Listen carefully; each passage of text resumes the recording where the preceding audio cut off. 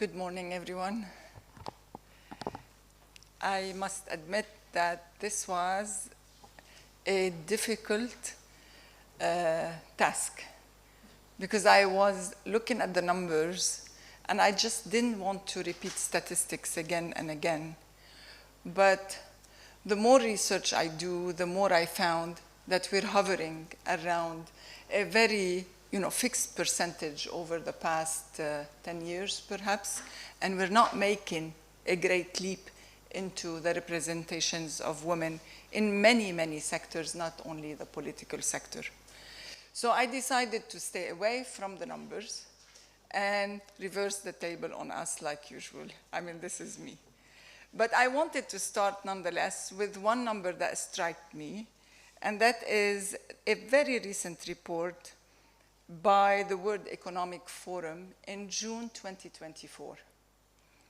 And they are reporting on the Global Gender Gap Index. And they said that the Global Gender Gap Index overall is 68.5%. And when we reach 100%, that means we have reached no gender gap. But we're still at 68.5%. But this is not to be celebrated. Let me divide it by sectors, and that's where the things come, what's interesting. So the health and survivor gender gap has closed by 96%, which is great. The educational attainment is 94.9%, and that's very good. The economic participation and opportunity, 60.5%, but the political empowerment, 22.5%. So this was really striking. And I was looking also, I did a lot of research because I wanted to understand. So everybody was saying, yes, we want women in politics because we want women to talk about what we need. Well, let me tell you from my experience, we don't have to exist in politics because we want to tell them about our gender needs. This is not why we should be in politics. So why is women political representation lagging behind? In the next few minutes, I will address 3 key questions and propose solutions to help reduce the gap, from my own experience, of course.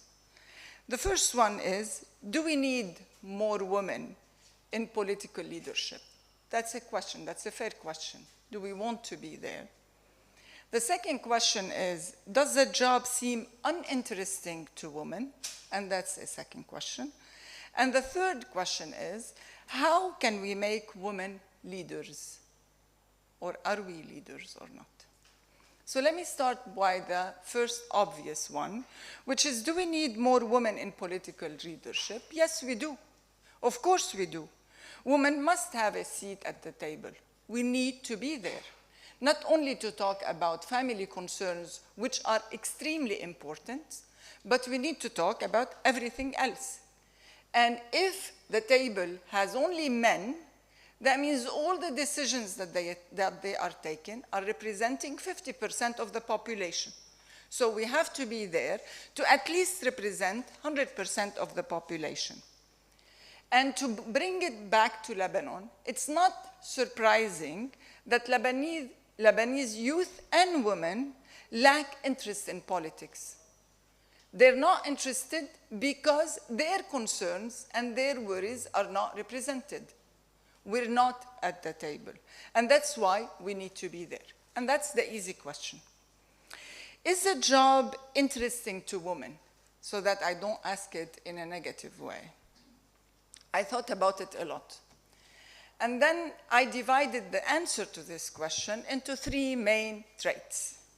The first one is the bipartisan divide. Do we like bipartisan divide? I think the world is going into a huge bipartisan divide everywhere. So it's either black or white. And we don't like this. So the increasing polarization within the growing partisan divide in politics undermined effective governance and national success. Research indicates that this division is widening, intensifying polarization, and impeding cooperation and collaborative problem solving. This environment can be especially disheartening for women, we don't like that, who often prioritize inclusive and cooperative leadership approaches. So relying solely on established norms that exist now of male-dominated political practices may not offer the best solution for women. So this bipartisan divide was not created by women, it was created by men, because this is how they like to function. We need to reverse the orders. We need to reverse the order of global order. We need to say, we don't like this. We have to create a different way of working together collectively and collaboratively. Not in a naive way, of course, but we have to create a new medium of work. I urge us today to consider a model that moves away from the traditional one-directional approach, it's either this or that, and embraces a circular, collective, and innovative mindset. Everybody is going into a circular approach. The one-direction approach did not work. This shift towards team-based, issue-focused leadership, similar to the collaborative environment of organizations, universities, and so on, where both collective and individual efforts are valued. And this does not mean that we don't have competition. We have lots of competition here at AUB, but still we build an organization. So we should create together a system that benefits us as women in the political arena and benefits the society as a whole. That's one. The second one is fake and populist messaging. Do we like that? I think we don't like that. The prevalence of misinformation and populist rhetoric in politics often diverges significantly from reality. We invent things, and a lot of male colleagues invented things about me out of nowhere. This environment may deter women who prioritize factual accuracy and integrity. That means we have to be there because we like the facts and we want to be truthful to our constituents. So political parties may avoid including individuals who emphasize hard truth and scientific evidence, fearing that their insistence on uncomfortable realities could cause internal conflicts. As a result, women with essential evidence-based perspective may choose to avoid political roles altogether or find themselves marginalized within their own parties. It is imperative that we chart our own course and redefine political practices, especially as we confront major challenges requiring knowledge and bravery. Climate change is just one example where factual accuracy is critical. But issues such as cybersecurity, energy production and storage, artificial intelligence, personalized medicine, all demand scientific discussions from diverse viewpoints.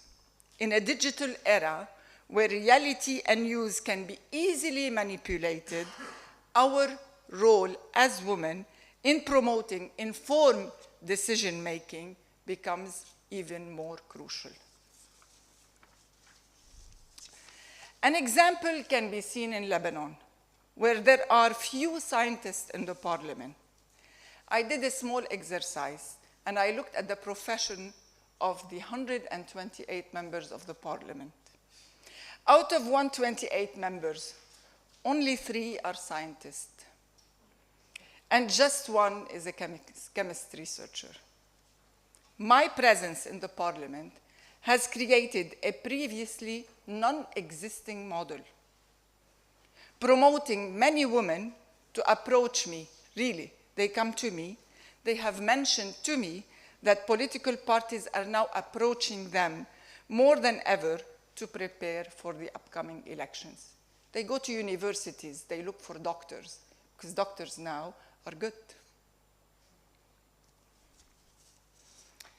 The third problem that we have is the fear to take center stage. Leadership isn't achieved overnight. You cannot bring somebody who has never taken any leadership position and tell her, you need to become a leader today. It's a journey of incremental efforts accumulated over time. My journey didn't just happen. It was 50 years in the making. Not that I am 50, it started when I was 12.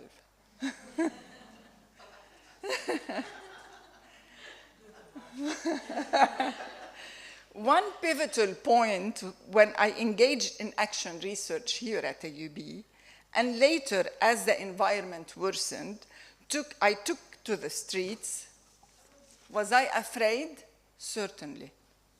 But each small success built my confidence. I invested in personal growth through continuous learning, training, and development, supported by ongoing care from friends and family. Even when I decided to run for office, the support was there. Coming post-election, I felt abandoned. The disheartening response was, we cannot work with you because you do politics. This was the response of many. This echoed through many rejections. Despite these setbacks, I refused to accept defeat. It's crucial to embrace our roles boldly and embody the work we do, ensuring that fear does not dictate our path and that we can effectively represent our constituents and as leaders. The last thing I want to talk about is how can we make women leaders? As mentioned earlier, leadership doesn't happen overnight, and I insist on this. It's a skill that requires continuous nurturing and training. It's like preparing for winning a soccer World Cup or earning an Olympic gold medal. Both demand extensive preparation, coaching, and training for athletes. Here are 3 important messages I'd like to emphasize to prepare our leaders.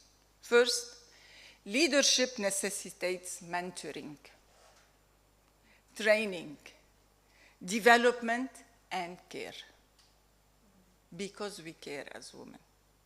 Having a trusted group of experts to collaborate and grow with is important.